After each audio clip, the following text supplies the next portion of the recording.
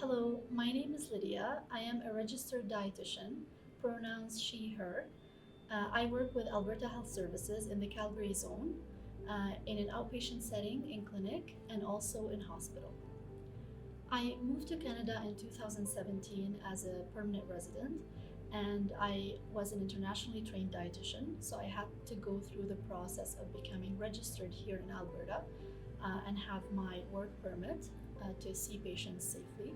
So, going through that process, we all hear that it's not easy to go through that. It usually has so many steps, takes time, money, effort.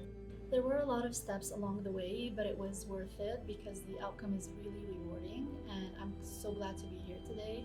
I want to tell everyone who are going through this right now that don't give up. I was going to give up so many times, and I just wanted to keep my identity, so I kept going, and I'm so glad I did that. So, as a dietitian, it's a little bit different in inpatient and outpatient, but overall, we help patients making better food choices, and we help them along the way to address any challenges or barriers they might be going through. In an inpatient setting, meaning in the hospital, we see a lot of patients with different conditions. Our consults are mainly for malnutrition, and we usually start by assessing the patient, speaking with them about their concerns and what they're going through. Then we might come up with a nutrition diagnosis and then an intervention. Something like it could be dietary changes, prescribing some oral nutrition supplements, even tube feeds in some cases, or IV nutrition, or what we call parenteral nutrition, to make sure that they are well nourished, because there's a lot of studies showing that malnutrition can increase length of stay. One of the proudest moments working with AHS is when I was working as a dietitian during the pandemic. I had no idea that I'm going to be adaptable and flexible to all these changes, the fast-paced environment, learn new skills in such a short amount of time, and I was really proud of myself because I didn't know I was capable of all of that.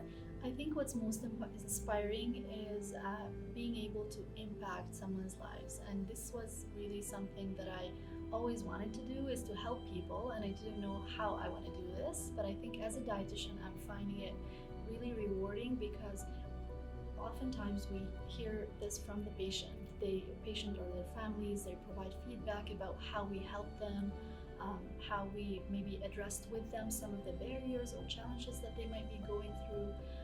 Like for example, if someone is struggling financially, we don't always just give our recommendations. We have to take things into consideration and really help them to navigate through all these challenges and come up with plans that work for them. And this is, I think, one of what AHS does, is we want to make sure that we are doing it in a patient-centered approach and not only providing general guidance.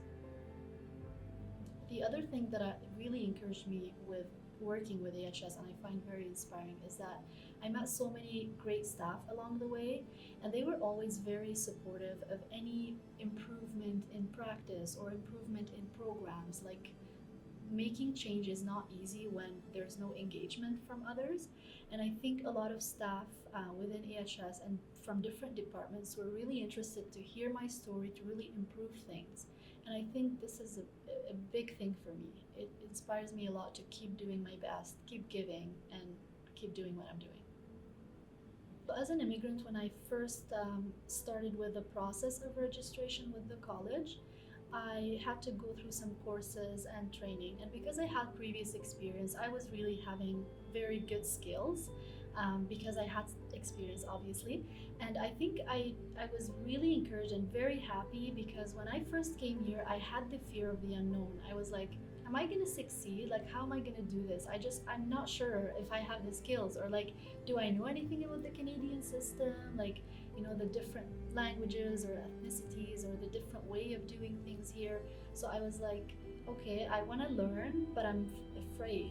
But to be honest, when I heard great feedback along the way from so many people from the university, AHS, even patients, I was very encouraged to keep going, and I believed in myself. I like, my confidence definitely increased, and I started giving more and more. And I think Along the way, so many people supported me. Even now, like the story I'm telling you about, reaching out to people to improve that process for other people. Um, I received great response. But what I learned is that I want to circle back that kindness, I guess, and maybe making someone else's day. And when I was on a unit one day and a nurse went above and beyond in giving me a great detailed report about a patient, she helped me a lot with completing my assessment.